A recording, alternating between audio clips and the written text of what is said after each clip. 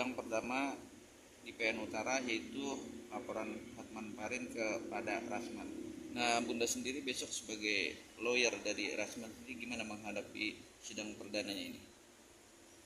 Oh, saya dari bahagian dari tim lawyersnya perkara Bang Rasman tentang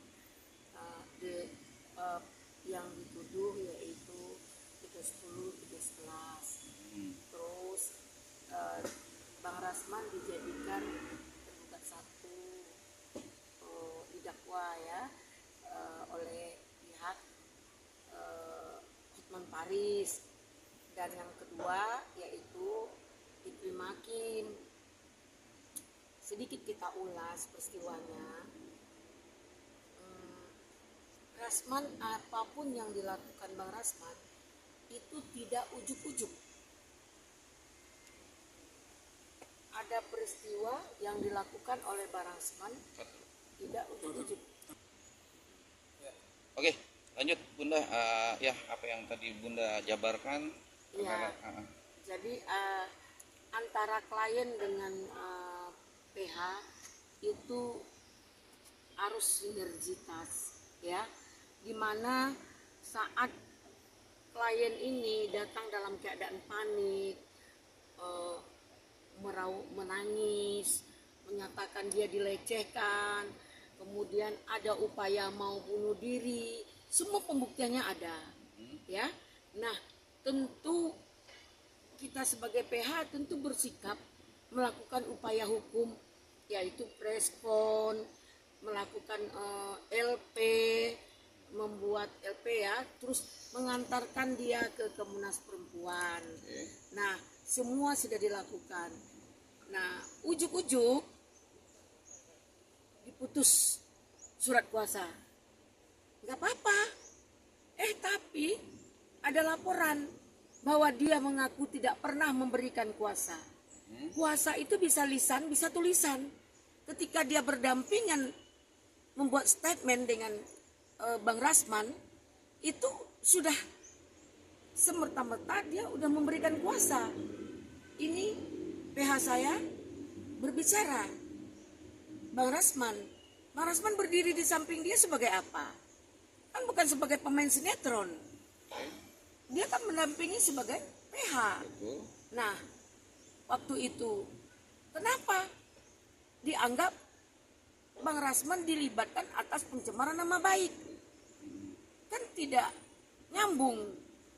Jika yang disampaikan oleh Iklim Hakim itu tidak benar, atau bohong, atau main-main, atau rasa kecemburuan yang dilakukan oleh Iklim Hakim terhadap Hotman Paris, ya Hotman Paris ke Iklim Hakim aja. Kenapa Rasman sebagai PH dilibatkan? Nah, inilah luar biasanya Hotman Paris dengan kekuatan, dengan kekuasaan, indikasi dengan angka-angka. Kenapa? Ada kejanggalan oleh penyidik ya. Kita sudah menyampaikan bagaimana penyidik membangun konstruksi hukum.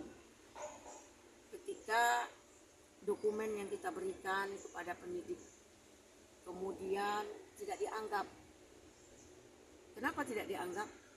Masih dianggap ada pencemaran nama baik di situ. Kemudian pernah melakukan klarifikasi di lantai 16 kalau saya nggak salah. Di situ Hotman Paris langsung cium-cium dan menyatakan bahwa dia itu pacaran. Kalau pacaran nggak ada fitnah. Berarti dia melakukan jilat-jilat, cium-cium, itu mungkin mimik-mimik, itu mungkin suka sama suka dong. Nah, kenapa Iklim Hakim menganggap itu pelecehan? Ini yang perlu dikaji. Nah, saya menganggap di sini juga pada penyidik, Bang Rasman ini adalah seorang pengacara. Harusnya dia ditanya izin dari organisasinya. Nah, ini kan belum ada. Nah, dalam hal ini kemarin kita tanya apakah pernah sidang etik. Ya, karena nggak ada surat masuk, gimana mau sidang etik? Nah akhirnya surat dimasukkan. Nah, akhirnya sidang etik. Alhamdulillah dari jam berapa itu, jam 2, 6 jam apa 7 jam tidak ada ditemukan melanggar etik. Nah surat itu sudah kita dapatkan. Ada lagi peristiwa yang kita sejelas-jelasnya, yaitu WA, semua WA chatting Hotman Paris kepada Ikrimah Hakim sampai kepada tangan Bang Rasman, sampai kepada kita ini melalui siapa? Melalui Ikrimah Hakim dong.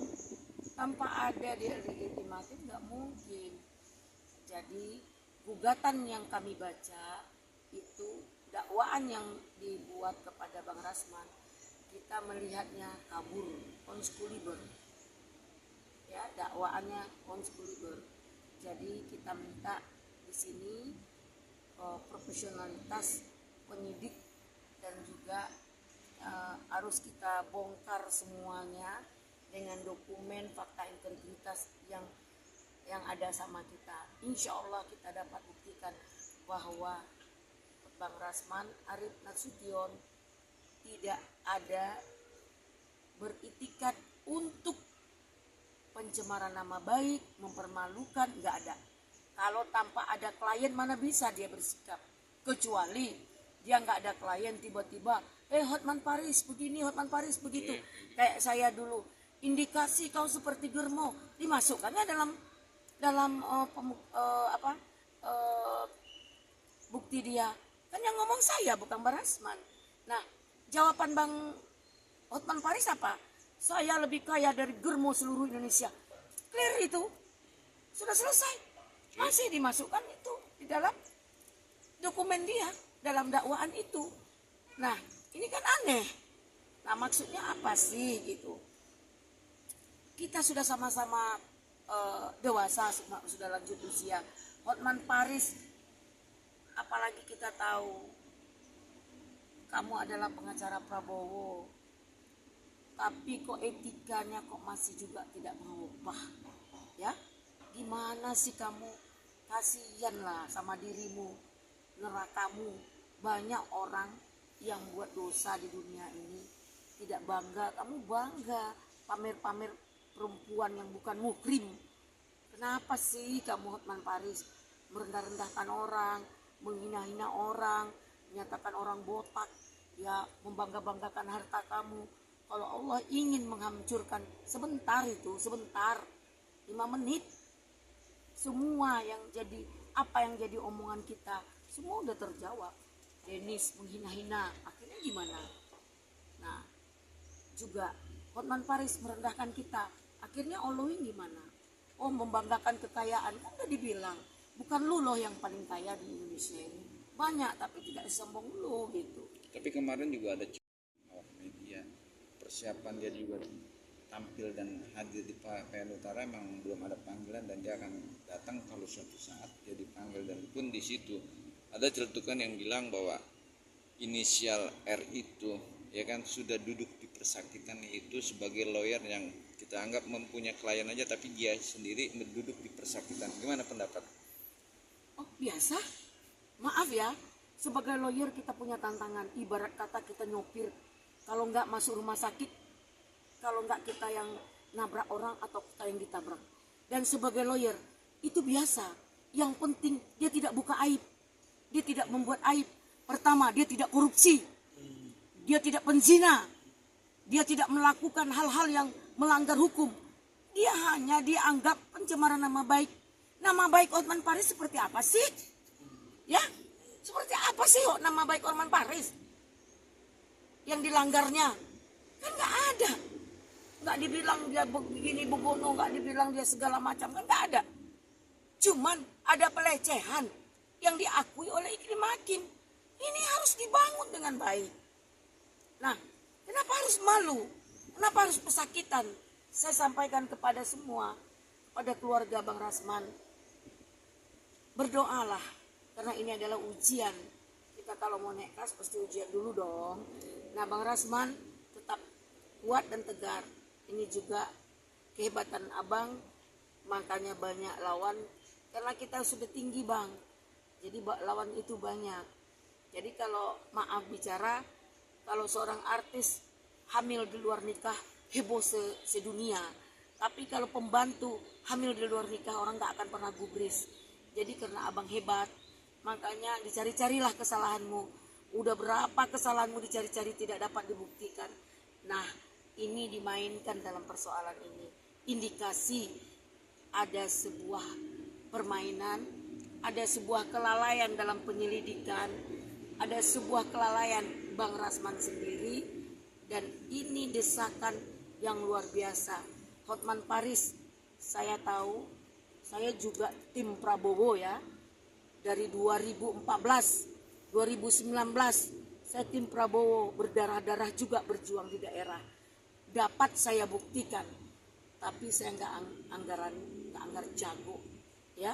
Tapi kamu seorang pengacara Pak Prabowo yang dihormati oleh Prabowo, jangan bikin malu Prabowo deh dengan sikap-sikapmu yang selalu membanggakan cincin-cincin itu. Allahu Akbar ya, kamu ya Hotman Paris, tolonglah, sudah waktunya memperkecil persoalan, yang besar dikecilkan, yang kecil dihilangkan. Ayo bangun silaturahmi dengan baik, karena nggak penting. Apa sih hebatnya kamu mempenjarakan orang? Kamu puas, suatu saat bukan kamu yang dipenjarakan. Kalau seandainya anak cucumu nanti balasnya oleh Allah Subhanahu wa Ta'ala, mau apa kamu? Nggak bisa. Di atas langit ada langit. Apa yang kita tanam itu yang akan kita tuai. Percaya deh, hidup ini hanya sementara. Hotman Paris, jangan bangga kamu membilang Rasman dipesakitan. Tidak, harus dijalankan. Kita harus proses, karena kebenaran itu tidak akan pernah tergantikan dengan kebusukan dan kemunafikan, apalagi kejahatan.